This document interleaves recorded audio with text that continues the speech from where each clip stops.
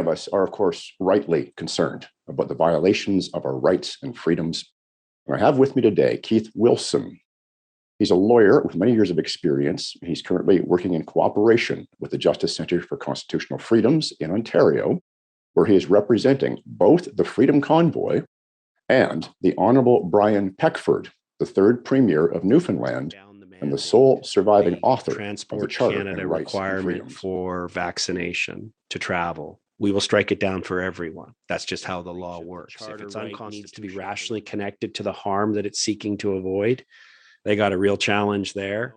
They have a challenge. The definition of vaccine, because it didn't meet the old definition, which is you can't get it and you can't spread it. Vaccinated people get COVID and transmit COVID. The most recent one in the news. This seems to be nothing to do with science anymore. It seems to be to do with his political strategy of division, of inciting hatred towards an identifiable group, of police with riot sticks and automatic rifles and shotguns and everything else, and beat up Canadians, trample, disabled. He sees himself as all powerful, and so he's punishing those Canadians. All these mandates are ridiculous. They make no sense.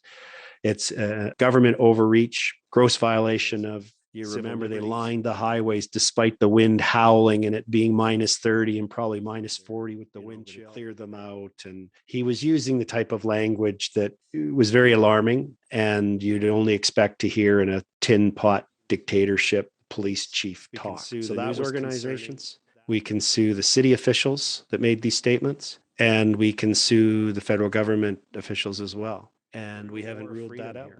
We are in a war of the future for our country, for our kids, for our grandkids, for our neighbors, for our theater. Compliance theater. It's not science. It's not about your health. It's not about your neighbors.